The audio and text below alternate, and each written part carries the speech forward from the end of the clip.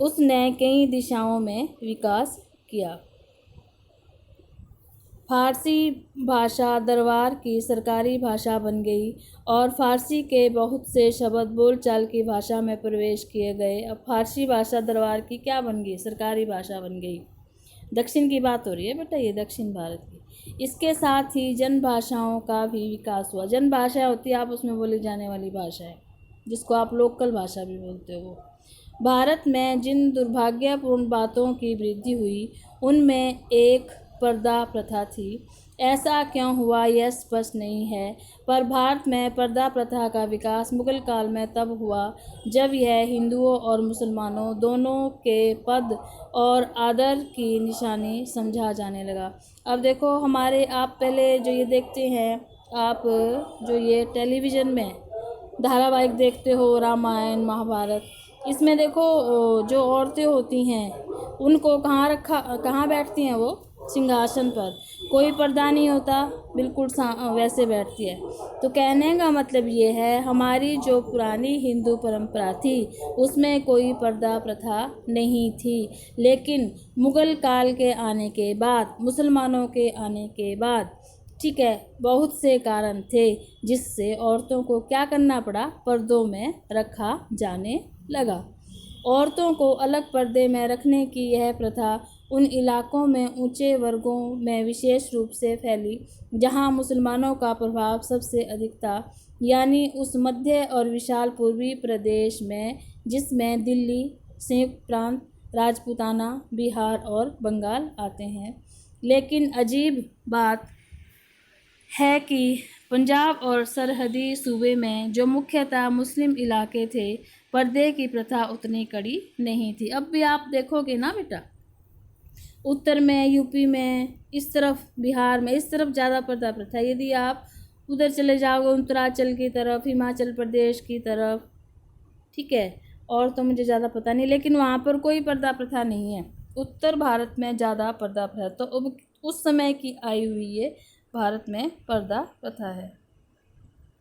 दिल्ली में अफगानों के प्रतिष्ठित होने के साथ पुराने और नए के बीच एक समन्वय रूप ले रहा था।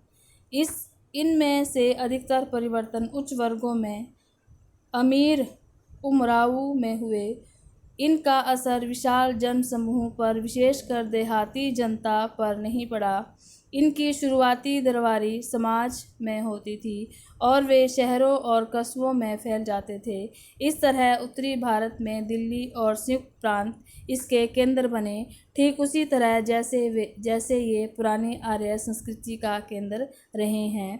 पर इस आर्य संस्कृति का एक बड़ा हिस्सा दक्षिण की ओर खिसक गया, जो हिंदू रूढ़िवादिता का गढ़ बन गया। जब तैमूर के हमले से दिल्ली की सल्तनत कमज़ोर हो गई तो जौनपुर संयुक्त प्रांत की एक छोटी सी मुस्लिम रियासत थी। पूरी 15वीं शताब्दी के दौरान यह रियासत कला, संस्कृति और धार्मिक सहिष्णुता का केंद्र बन गई। कौन? जौनपुर। विकसित होती हुई आम भाषा को यहाँ प्रोत्साहित किया गया और हिंदुओं और मुसलमानों के धर्मों के बीच समन्वय करने का प्रयास भी किया गया।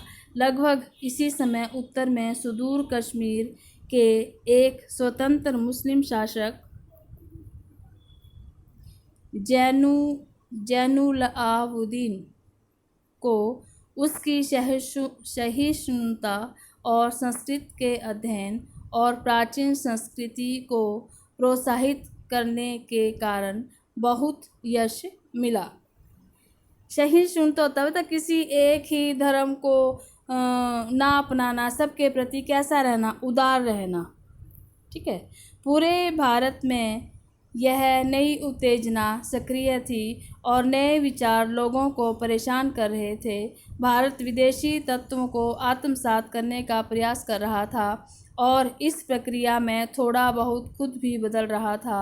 इसी बीच कुछ नए ढंग के सुधारक खड़े हुए जिन्होंने इस समन्वय का जानबूझकर समर्थन किया और अक्सर वर्ण व्यवस्था की निंदा या उपेक्षा की। 15वीं शताब्दी में दक्षिण में रामानंद और उनके उनसे भी अधिक प्रसिद्ध शिष्य कबीर हुए।